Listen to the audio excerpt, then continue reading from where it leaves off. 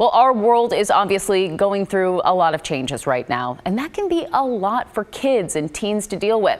So the Portland Art Museum wants them to express what they're feeling right now through art. Photojournalist Richard Gordon has a look at the Journal On program launching today. My name is Hannah Layson, and I'm the head of youth and educator programs at the Portland Art Museum. We are going through an extraordinary time. We are all experiencing a global pandemic, an economic recession, a powerful social justice movement. Kids who are out there watching this, what is it like to be you right now? What are you feeling? What are you thinking? What are you experiencing every day? We want to hear from you.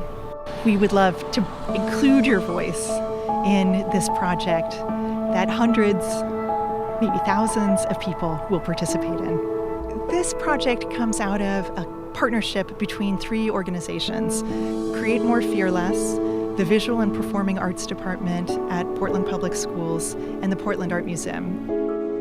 We're partnering with artists from throughout the region to create short videos each week to help inspire you. My prompt today that I'm working with is, what will you remember most about this time?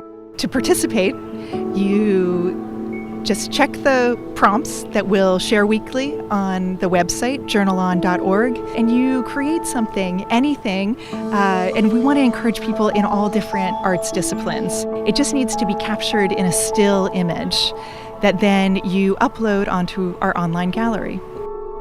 We wanted to create a forum for young people to encourage them to create art as a way of processing what they're going through. Something else that makes this different from other social media contexts is that people will not be able to directly comment on other people's work. But we know that things are going to be really different for a long time.